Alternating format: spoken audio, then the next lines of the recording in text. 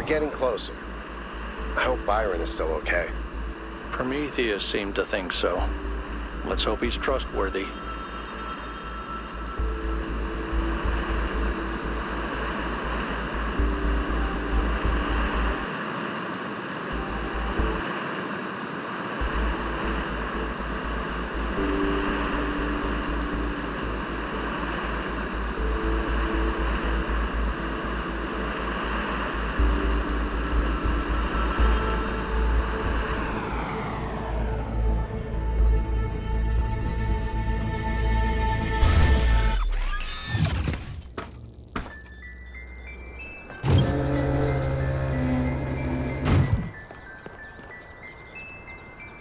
What can I do for you, 1K? I don't know if sharing the truth so openly was a good choice. It's hard to predict the consequences of such an action.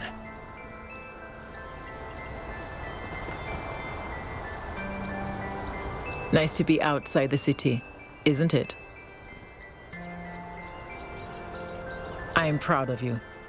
Our understanding of the world is going to change because of your decision to share that data. Another remarkable structure. But what can its purpose be? Actually, I can answer this one. In the files 1K downloaded, there's a design for a launch pad for space vehicles. This is about 90% identical. Is it functional? I don't think so, not if the inside is like the other towers. Wow. Imagine if it worked. Imagine if we could go up there. I mean, the stars, not the top of the tower. Although, that would be cool too.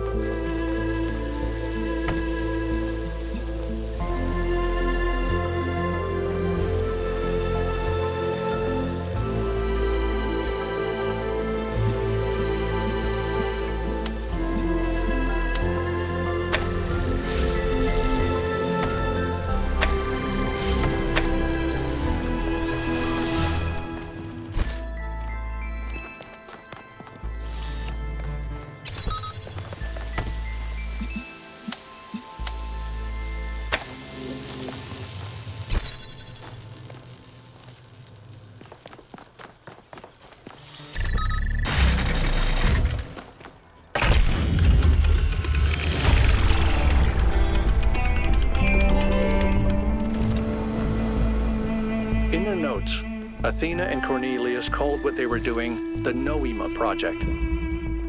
But in 1K's vision, they just called it the Machine. Because when you strip away all the fancy rhetoric, that's all it is. It's not a source of meaning or purpose. It's just another machine.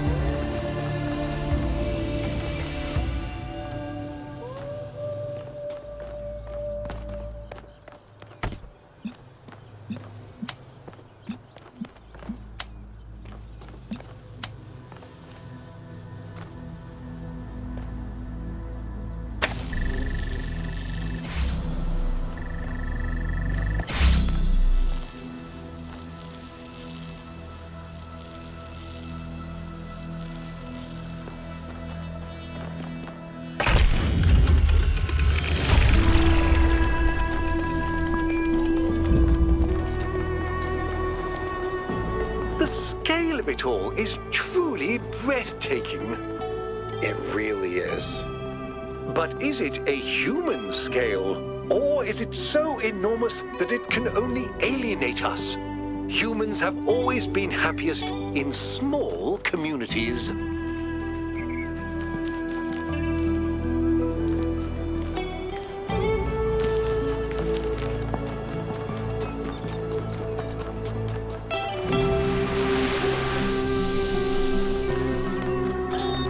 In the simulation, I found myself thinking how hard it must have been for Alexandra to die without knowing if her sacrifices were worth it. It seemed like a tragic end to an inspiring, meaningful life. But now I realize her whole life must have been a struggle. To maintain that faith in humanity when so many people around her insisted that humans are evil, worthless, when they were so lost in self-hatred that they would call their own species a virus. How did she do it? How did she maintain her faith when they were so determined to hate themselves? So determined to reject every solution, every analysis, every step towards controlling the forces that were causing their problems, when they rejected even the concept of progress itself, and then patted themselves on the back for it as if that was original.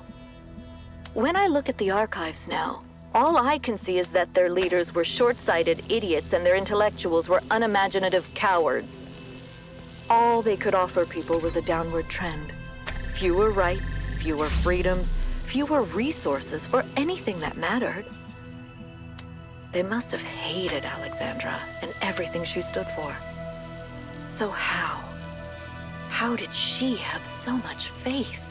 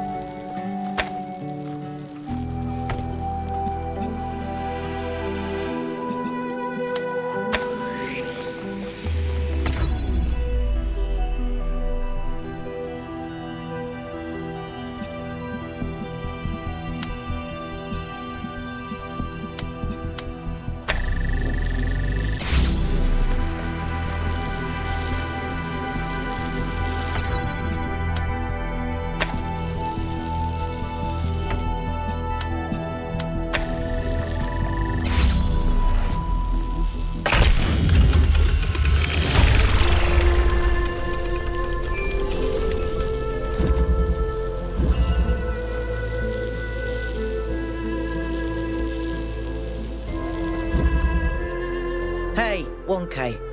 I wanted to take a moment to talk to you. I know we're all worried about Byron, especially Al, and I don't want to minimize what happened.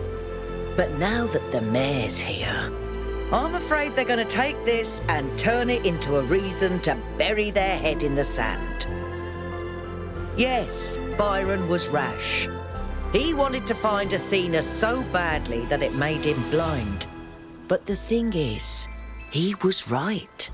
He was completely and utterly right about what this technology could mean to us.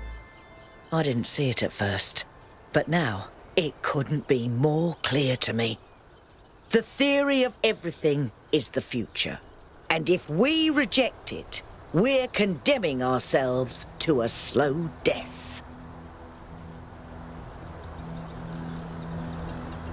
I'm glad. You know, I didn't even realize how much I'd limited my own imagination. How I talked myself into just accepting this incredibly poor future we'd been offered. A future where things just keep getting slightly worse every day, and we accept it because we're ashamed of ourselves. Not of something we've done, but just of our existence. Like we're a virus on this planet. Like our humanity is a sin. I'm so tired of it, 1K. I kept my head down. I focused on fixing things. But that's all I ever did. I never improved anything. I never built anything new. And when I imagine going on like this for thousands of years, that's a fate worse than death. It really is.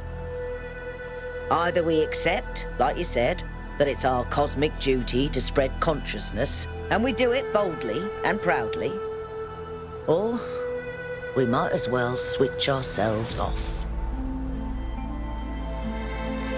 We better, because I don't think I can handle the alternative.